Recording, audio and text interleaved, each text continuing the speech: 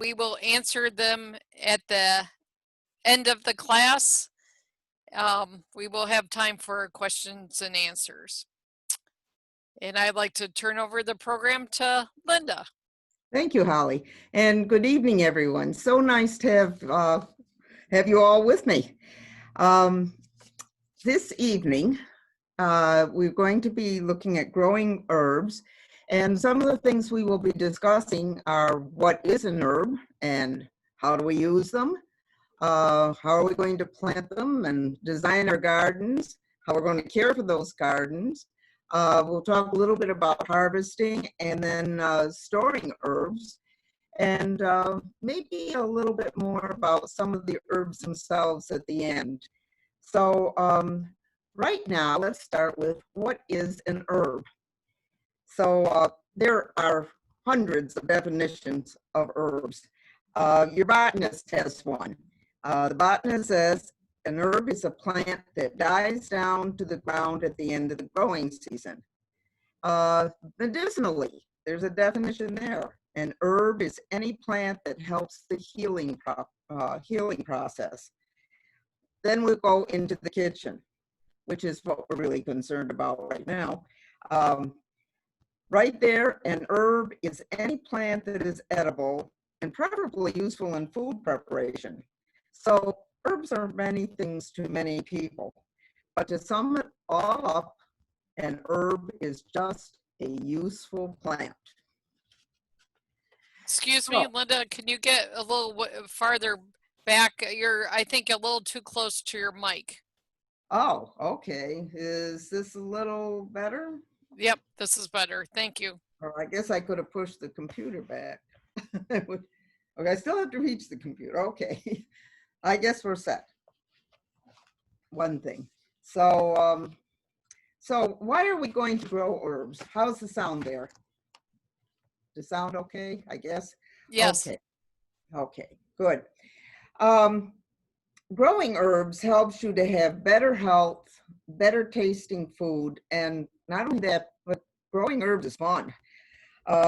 Many herbs carry vitamins and health benefits beyond better tasting food. Now, you just take a look at the shelves at your local drugstores. They are filled with herb supplements.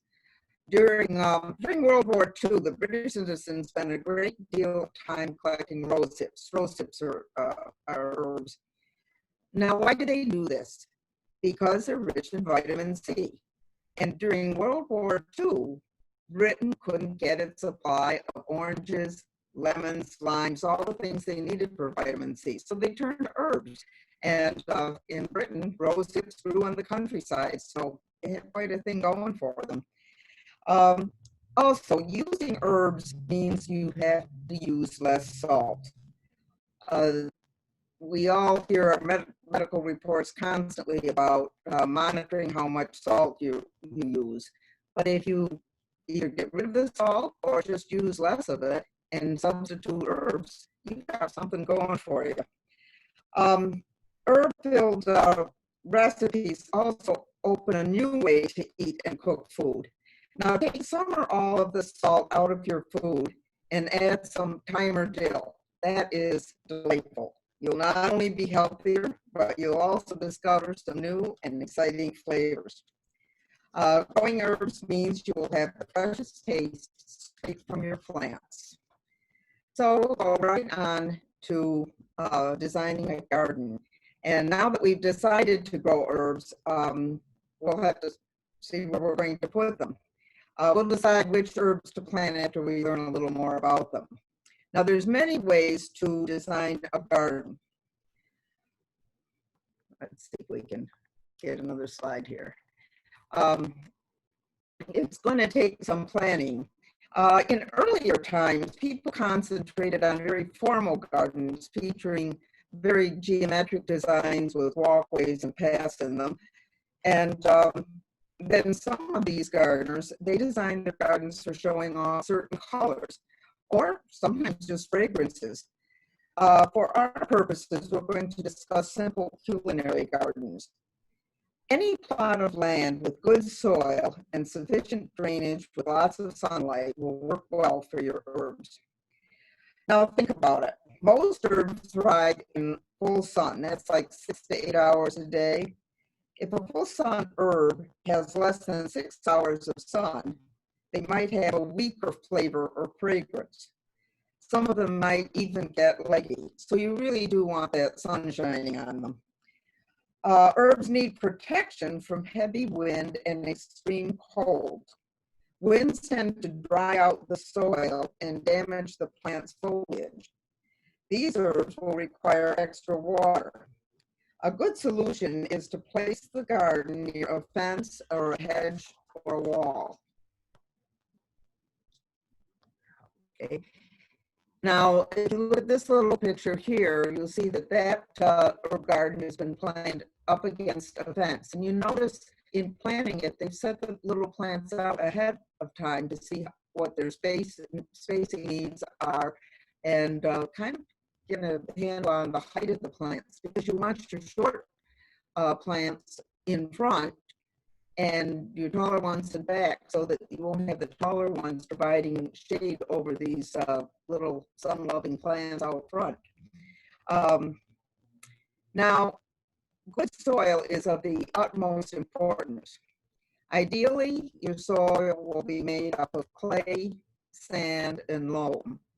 Too much clay and the drainage will slow down, and that will make the plants get waterlogged.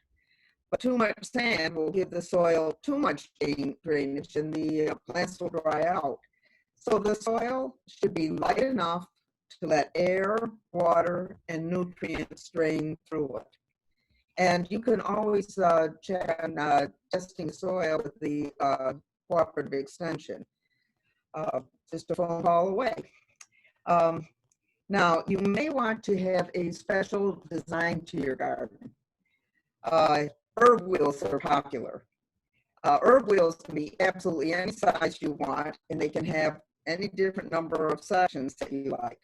But there's a little warning that goes along with it. See how nice those are sitting in their nice little pie slices there?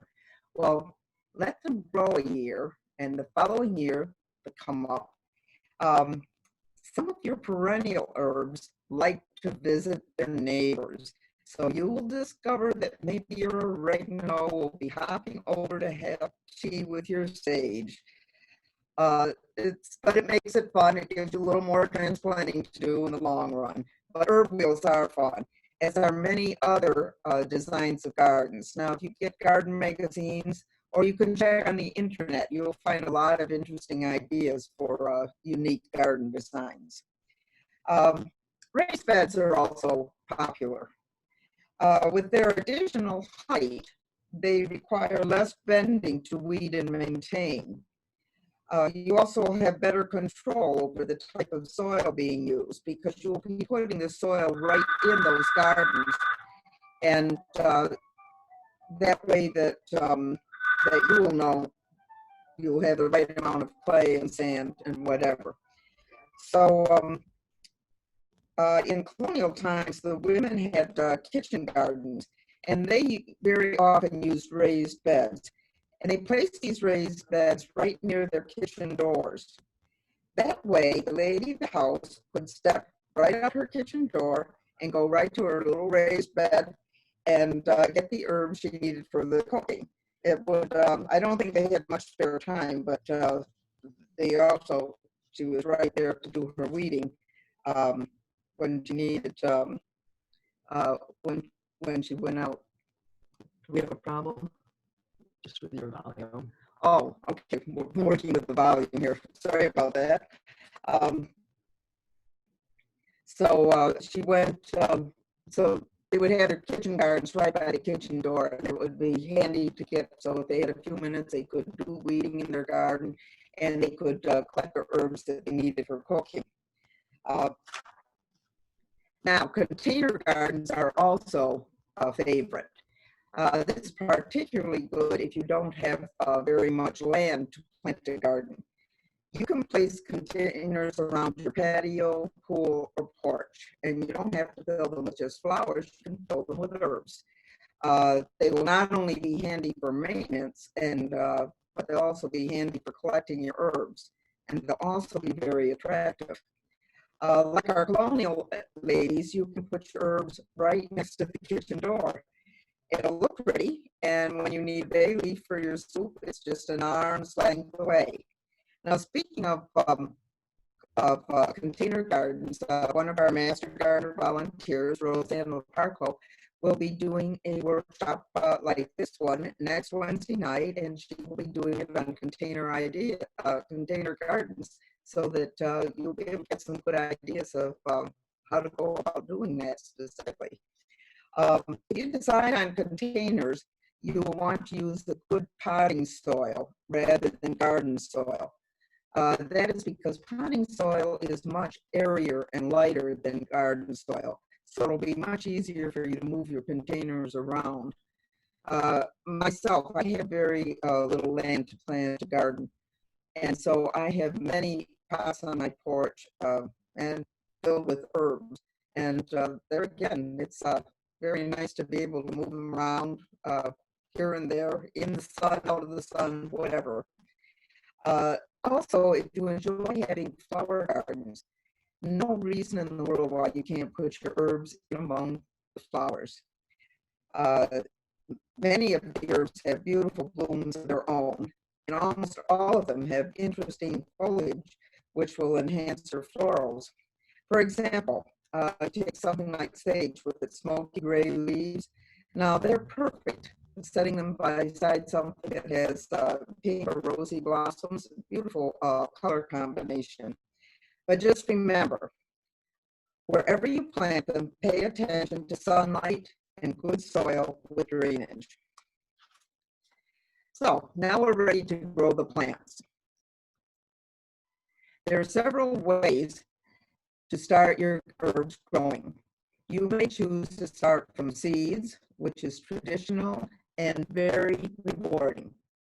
And you'll find a wonderful selection of seeds in any of your garden shops, but you'll also find them several other places, including gift shops. Very often people like to give little plant pots with a package of seeds in them. So you have a big choice when it comes to seeds. Or you can buy little plants. Go to your garden stores and you can get little plants that have already started growing, and they will be ready shortly to pop into your garden. Division is another way. This will do with plants that have been growing for a while.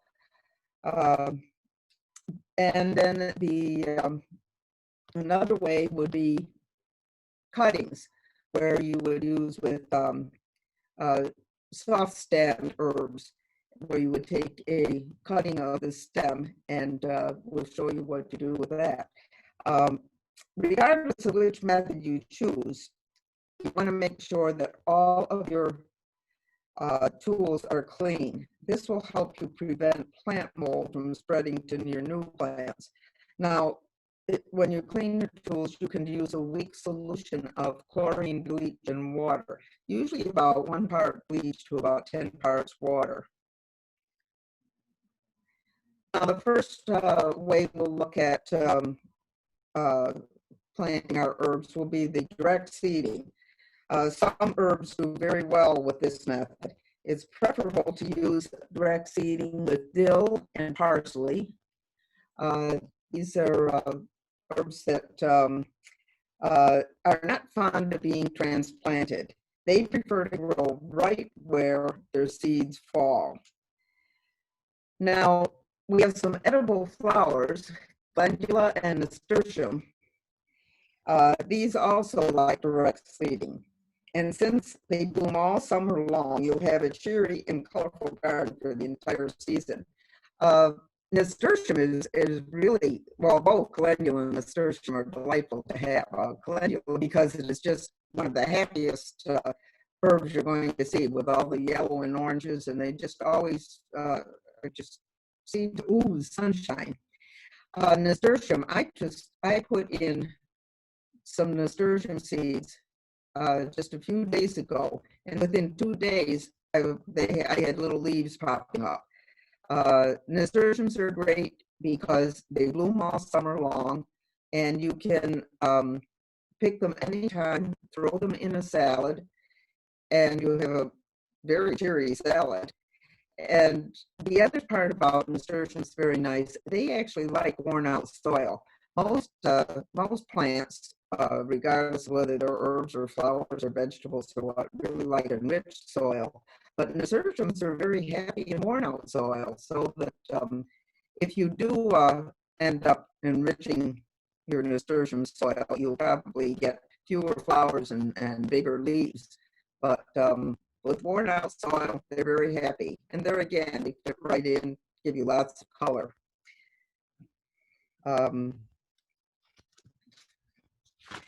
Now we're going to look at starting seeds. It's good to start seeds early if you live in a climate that has a short growing season.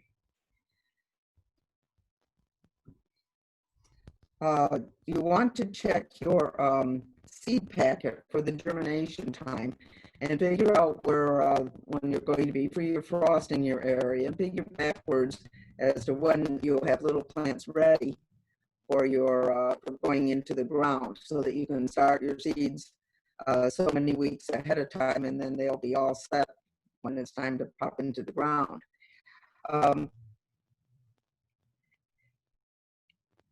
Gather your materials and make sure that they are all clean. Again, the same bleach and water combination will help you get a good, nice sterile outfit. So you come to your flats, you purchase a sterile growing medium for your flats, and the soil should be moistened before you fill your flats, and lightly press it into them. Sprinkle the seeds, the small seeds, over all the sections. Then cover. The larger seeds can be placed one at a time into each one of those little cubes. Then cover the flat with a plastic cover and put this in a nice warm location. As the plants grow, if they were small seeds, you might get several of those little plants popping up in each one of those little cubes. So you'll want to thin them out, because there's too many seedlings in one spot. They'll be competing with each other, and none of them will get as big and healthy as they should be. But when the seedlings produce 2 true leaves, you can transplant them into little pots until they are large enough to go into the garden.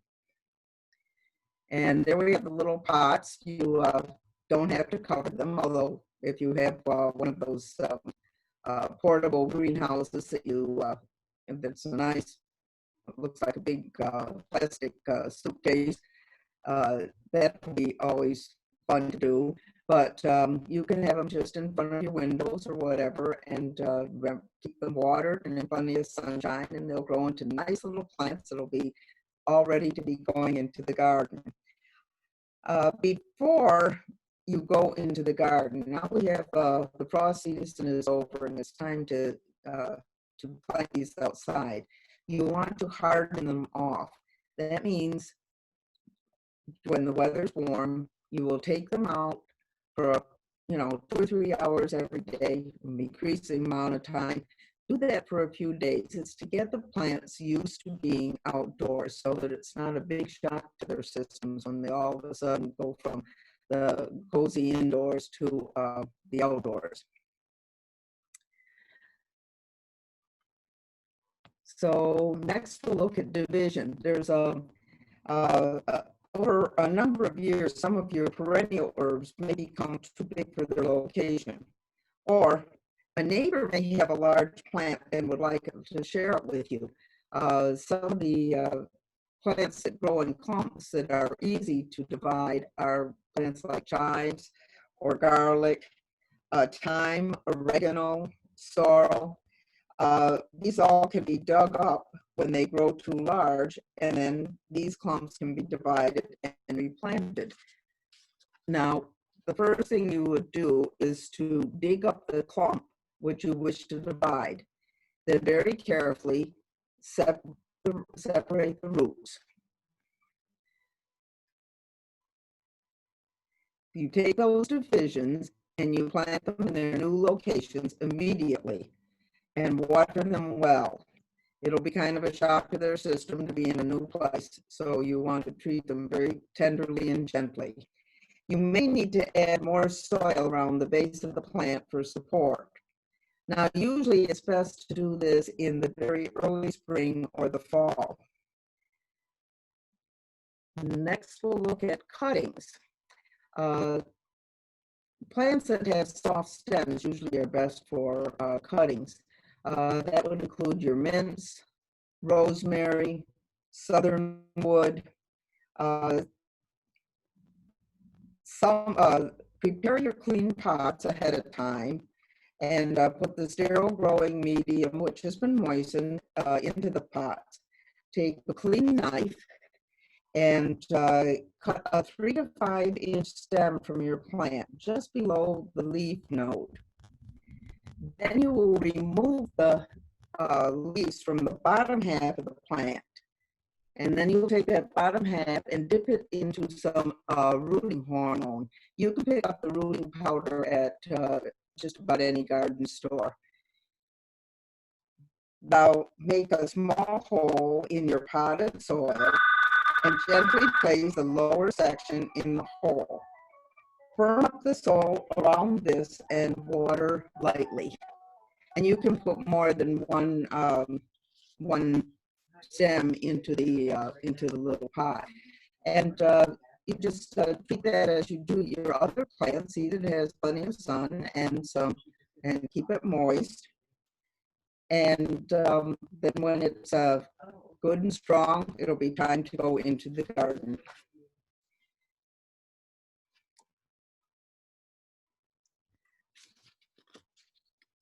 So now we are ready to go into the garden.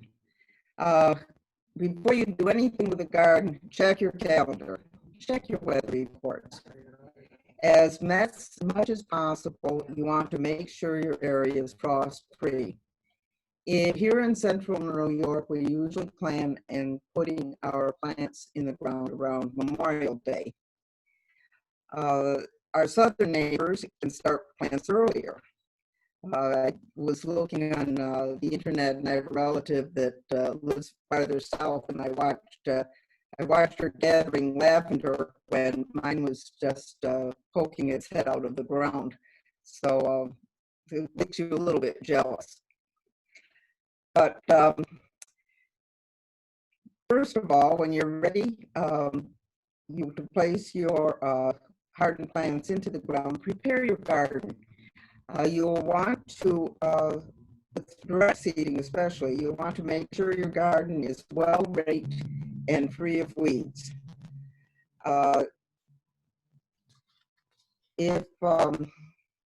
If you're using a trowel, form a hole in the ground around the size you will need for your plant. Here we have a little rosemary plant in a container, so you want your hole about that size. Take your little herb and gently ease it out of its pot. What you want to do here is hold it very gently and carefully break the roots. By the way, if it's hard to get out of the pot because the soil is too dry, just moisten the soil some and it'll make it a lot easier. So take it out of the pot, break the roots. You break the roots so that they have room to spread out and go in a different direction rather than just always maintaining the shape of the pot. So then you can put your plant into the ground, and you want to push the soil in around the plant and give it you may have to add some more soil to give the stem plenty of support. Then you want to water the plants. You're going to use the same method for filling containers. And here we have a container with the little rosemary plant we looked at, and the basil, and some tarragon, and this makes a nice addition to any setting where you're going to be using some containers. You may want to cover your soil with mulch. That will help you control the weeds, and it will prevent excessive dryness. So now it's time to let these plants grow. Mother Nature is going to take over. She will provide the sun, the soil nutrients, and a good deal of water. Your biggest job will be weeding. That's it, weeding. So you're going to have to keep after those weeds. Often it's a full-time job. You'll discover a lot about weeds. One of the easiest ways to weed is if the ground is a little bit moist. Also, there are many, many varieties of weeds, and each variety seems to sprout at a different time in the spring or the summer. Some of them even have very pretty little flowers. However, keep in mind that all weeds have roots, and those roots will compete with your herbs. So it's weeds be gone. New seedlings and young plants should be watered regularly. Once the herb has reached full growth, you can regulate your watering in accordance with your weather conditions. If it's not raining, you're going to have to give it a good deal more water than if you have a regular rainfall. If your herbs are in containers, they will have to be watered more often. But one way or another, make sure you have a good drainage system. Pinching. Now, sometimes plants, especially like this little basil here, will grow blossoms. Marjoram, lemon balm, they like to blossom also. So you need to start pinching. You pinch the stem just below the base of the flower. You have a stronger tasting and more abundant plant when you do this. Now you may like the look of the flowers, but you'll have to give that up for a stronger flavor to your herb. Many herbs such as basil, thyme, chives, sage, and mints can be used direct from the garden throughout the summer. Nothing is as delightful as having fresh herbs to use when cooking. So it's best to gather your herbs before the intense heat of midday. So this is what your summer will be: weeding, watering, pinching, and of course the best part, gathering throughout the summer for all your cooking uses or whatever else you may like to do with them. But good things do come to an end, and so does the growing season. So in the fall, it's going to be necessary to harvest your plants. It is best to harvest your herbs on a sunny day in mid-morning. That is, after the dew has dried, but before the intense heat of noon weakens the oils in the herbs. So you gather a small bouquet and strip off the lower leaves. Now, like here we have a long-stemmed oregano where you're cutting down at the base, and there's plenty of little leaves still on the stem. So using a rubber band, you'll put that around the stem, and that will ensure that the bundle remains secure as it dries. In order to dry those herbs, you'll hang your bundles in a well-vented place, upside down, away from the direct light. Some herbs like marjoram, oregano have the long stems with the small leaves, and I leave the leaves on the stem and just bundle them as we have in the picture. If you're drying a bundle of seed-bearing herbs like dill, you can place a paper bag around them to catch the seeds. Now, you can also, if you're bundling larger leaved herbs, you may want to do it like this. But you want enough so that you want to put a smaller amount in so that the air will get around the leaves. You can also do something different with larger leaved herbs. You can put them on separately. You don't bundle them, put them separately on a screen or something like a cookie sheet, and just lay them flat and let them dry out naturally.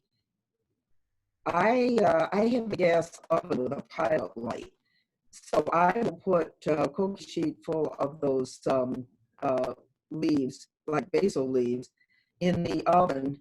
I don't turn the oven on. We just use the heat that the pilot light provides, and they will eventually dry out like that in the oven. Uh, there again, you don't want to do this where you're ready to cook a roast because you don't need your little leaves all cooked. But how long it takes depends on how much moisture is in the leaf itself and also the amount of humidity in the air. Also, if you have a nice clean attic that's warmer in the summer uh, than it would normally be, I'll grow dried herbs in the attic.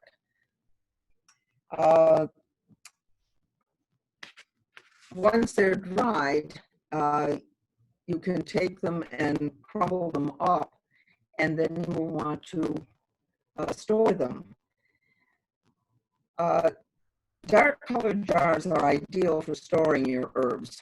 Often you can find these at the dollar store or at garage sales, and actually they look quite pretty in the kitchen too. You can also store your dried herbs in plastic bags or jars, but you want to keep these away from the direct sunlight. Freezing herbs is also popular, and you can take your nice fresh herbs and put them into a plastic bag and just put that in the freezer, and they'll be all set. If you have herbs you wish to use in a soup or sauces, you can place the leaves in an ice cube tray and cover them with water. Then you just drop the ice cubes into your cooking pot. Now, if your home is in an area with severe cold in the winter, herbs that are tender perennials, such as rosemary, may need to be brought in for the whole season. First of all, you should pot them outdoors. As you can see in the picture, these are good-sized rosemary and some lemongrass, and you put them in a sizable pot so they're happy for the winter. They should sit outdoors for about a week before you bring them in. That's to have them get used to the pot after they've been taken out of the ground. They will enjoy being in a sunny window, and they can be returned to the garden in the following spring. I don't have that many sunny windows in my house, so I've taken them down cellar where it's a little cooler down cellar than it is upstairs, and I just put them on a table in a growing light. Most of my plants survive very nicely. Some get a little leggy, but we can cut them back when they're ready to go back outdoors. But it works fairly well for most plants. However, if you do have the sunny windows, that is really the best way to put them. You want to, when it's time to go out again in the spring, you want to make sure you harden them off just as you did with the little plants when you were starting them from seeds. You introduce them to the outdoors gradually before you go back into the ground. The other perennials, the ones that are not so tender, they will survive the winter with just some heavy mulching, unless you have a terribly cold winter. But so that takes you from the seed to the harvest and then back again. Now, let's take a look at what might be good to grow. I was in college doing those folk song era, and one of my favorites was parsley, sage, rosemary, and thyme. So naturally, those are the herbs that came right to mind right away. Parsley is an annual. It's a delightful plant to grow. You can use direct seeding to grow it, and it grows very quickly, and it'll be growing all summer long. So anytime you need some parsley, you can just go out and cut it. And you can start cutting just as soon as those plants are about 4 to 6 inches tall. Sage is a perennial, and garden sage is drought tolerant, and it's very nice because you can propagate that by seeds, divisions, or cuttings early in the spring. And it's, of course, very useful as an herb, mostly for poultry seasoning. And I bet just about everybody has had sage stuffing in their turkeys at Thanksgiving. Rosemary. Rosemary is a tender perennial, as we saw, one that you want to overwinter. And it usually grows in warm, humid climates. It does like 6 to 8 hours of sunlight. And this plant is probably about a 3-year plant, I think. If you start them from those little plants, they won't be quite this big. I have to bring it in for a couple winters before it gets really going that size. Another wonderful plant is thyme. And the thyme is very easy to care for. It's usually best started by seeds indoors, but there again, you can divide that. And it likes to grow. It enjoys watering all over the place, and but it doesn't really get obnoxious about it. So there are many, many varieties of thyme with many different types of flowers.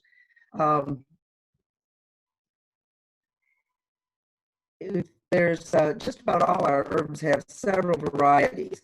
On the left-hand side of your screen, you will see Genovese basil, one of the many types of basil that you can purchase. Another basil that's very nice would be lemon basil. Now, right under that, you see a basil that has flowered. And I left that there so you could see that here is a basil that really needs that pinching that we talked about. In the center of the screen, we have garden sage. There is some 900 species of sage.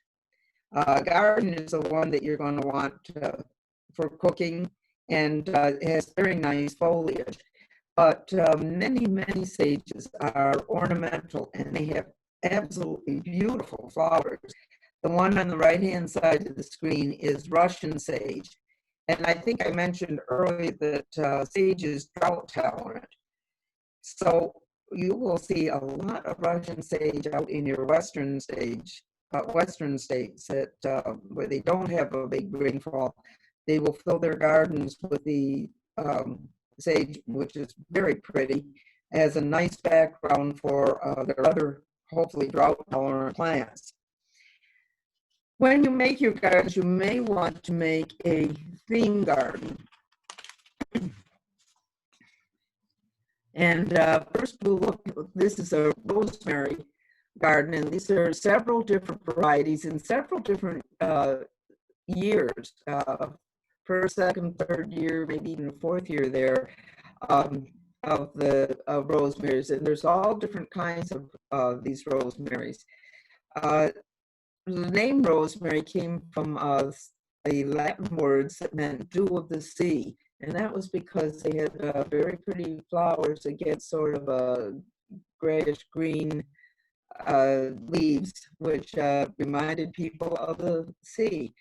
If you do bring rosemary in, if you can find a place next to the door, well, maybe your kitchen door, it's really nice to have that sitting right there. I always used to like to, as I walked out to the door to go to work or whatever, I used to run my hands right through the rosemary, and then I get that beautiful rosemary smell on my hands. And rosemaries like to be touched. They're just a plant that thrives if you very gently touch it. And it's just, you get that wonderful fragrance when you do. Another popular theme garden would be a thyme garden, where you have many, many different varieties of thyme. And as I said before, it's an easy plant to grow.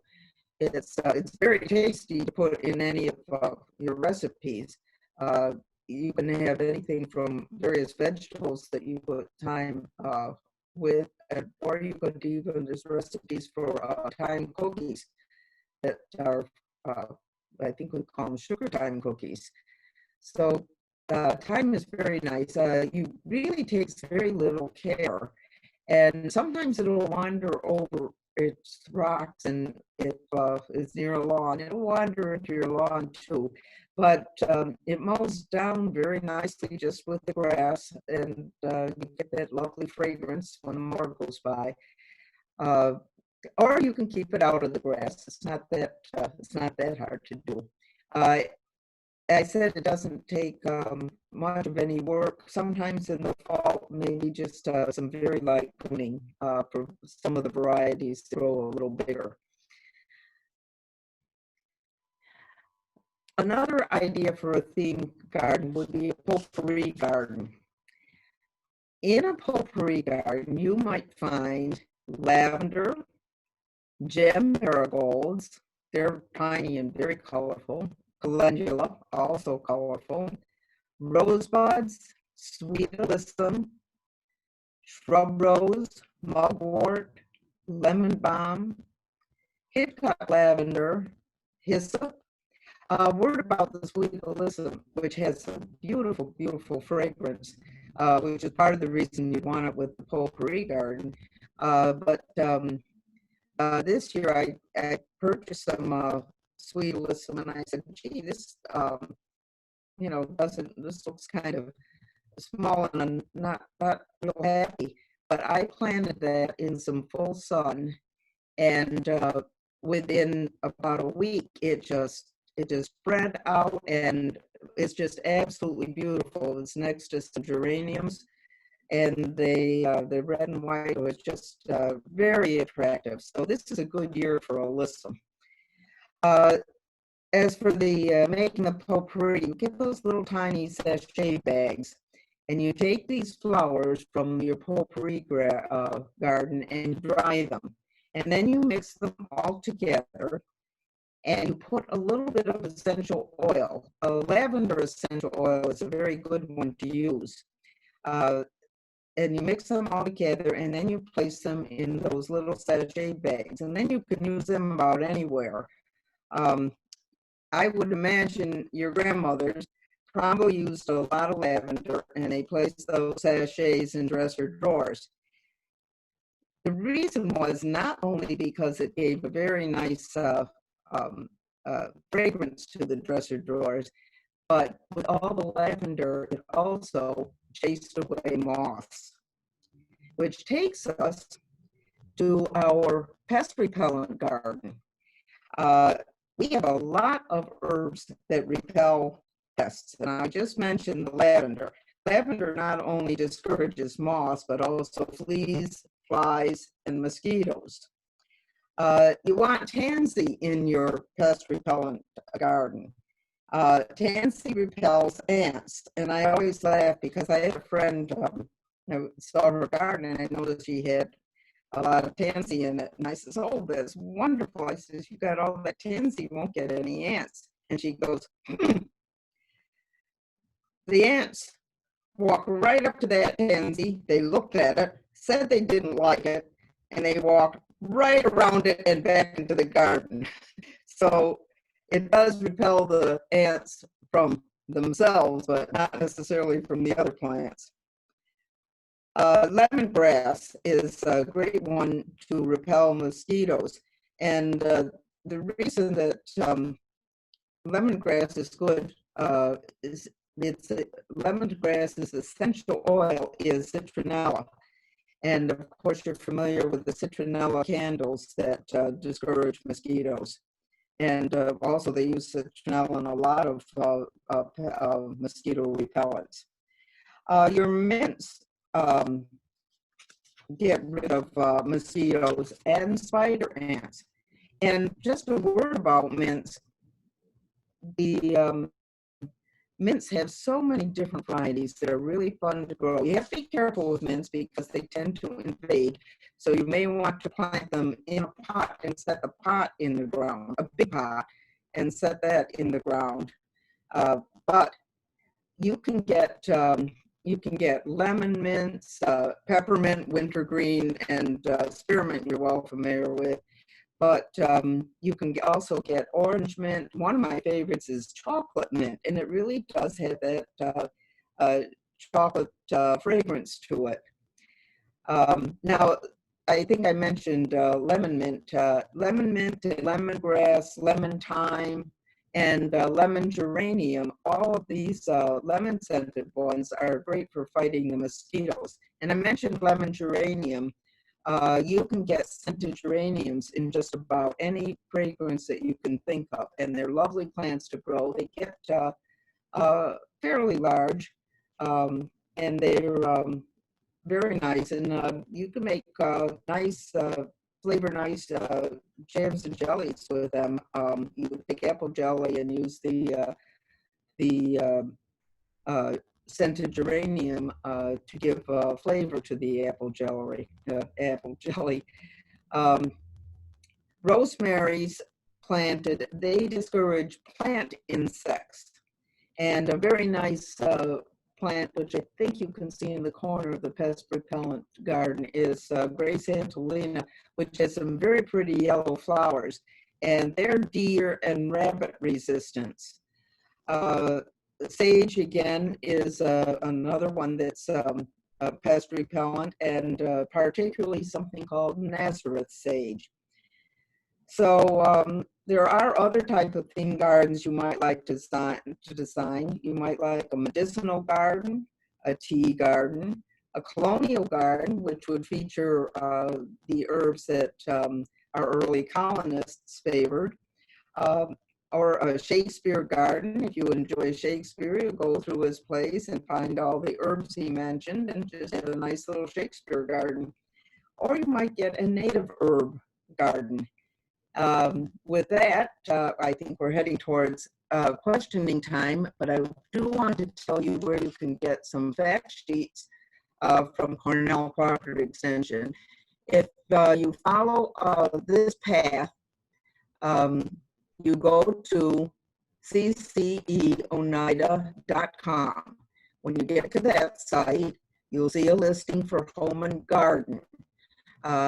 Under the home and garden, there'll be a heading for gardening fact sheets.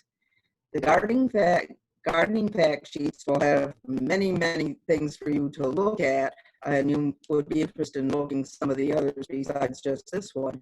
But find the one that says garden beneficials, and and under garden beneficials, you'll find your fact sheets for herbs. So with that, I wish you happy growing, and and Holly will be here, I think, to thank you, monitor Linda. our questioning. Thank you, Linda. We did have let's see, one question, and I don't know if you you kind of covered it, but I think maybe you can talk a little more. Let's see here. To properly cilantro, you talked about pruning the herbs or cutting the herbs. This person said the cilantro usually goes to seed. You have any tips for her on that? Oh, I grew cilantro once. I'm one of those people that doesn't eat cilantro because there's a whole group of people that for some reason the cilantro gives them an odd taste. And so the one time I did grow it, and I grew it right next to the parsley because they're cousins. And I do recall that the parsley behaved much better than the cilantro did. I'm not too sure how to, because I only did it one time. Um, I'm not really sure how we would get it together.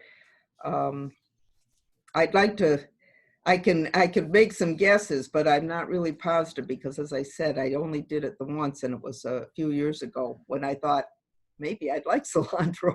Yeah, we could look it up for her and reach back to her about that cilantro. And that was from Christine.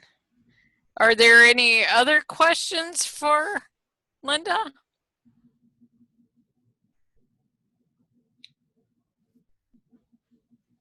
I do have a suggestion. Now, one of the herbs I didn't mention was winter savory. That is a nice plant to grow. And if you take those leaves and chop them up finely, they they flavor scrambled eggs or omelets very nicely. Oh, great. Oh, we have another question. When I cut basil, do I take a stem or random leaves? When if you're harvesting it, if it's at the end of the season, you would take the whole thing and then I always take the leaves off of it. If you're just going out to gather a couple of leaves, just take a couple of leaves off the stem to put in whatever you're cooking. But when I harvest it at the end of the year, I always take all the leaves off and I lay them out on a cookie sheet. I usually put either parchment paper or wax paper down on the cookie sheet first, and I put all the leaves separate on there, and then I slowly dry them in my oven. But as I said, I have done it on screens in the attic also. But basil leaves are pretty moist, and they're fairly large, so that they do take a while to dry, but they're big enough that you can handle them, and whereas you wouldn't be able to handle the little tiny thyme or marjoram leaves or whatever separately. It dries very nicely though, and then it crumbles up. I think basil is one of the best things to grow. It's one of the, besides being a very tasty herb, it's very easy to handle and to harvest and save it in jars. And if you have basil that you have purchased, in a spice shop or whatever, but take some of your fresh basil that you have crumbled up, that you've harvested and dried, and just compare, open the containers and just compare, and you will just be overwhelmed by how much uh, more fragrant the basil that you have grown yourself is than what you have purchased that has been probably sitting on a store shelf for a while. So it's well worth it with basil to grow your own. Are there any other questions? Well, thank you, Linda. And thank you all for coming. And we would like to welcome you.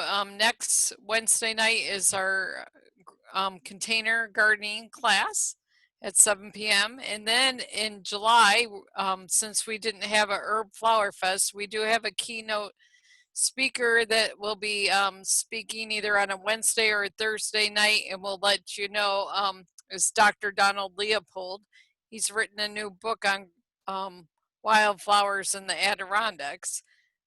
So we'll post it on our website and on our Facebook page when we nail down the date on that, and that will be like a 7 to 8 p.m. class too. And thank you for coming tonight, and happy gardening.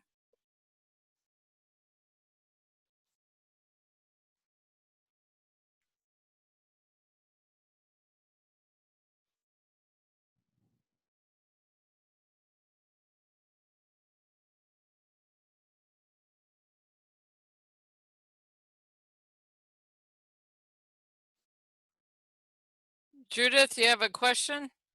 Judith, you have a question?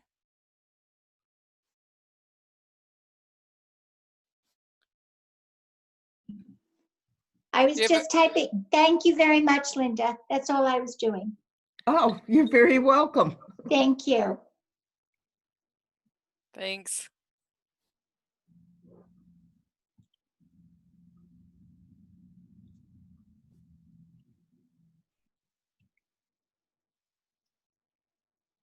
It went very well, Linda. Thank you. Oh, thank you, Holly. And let's see. It says recording. Oh,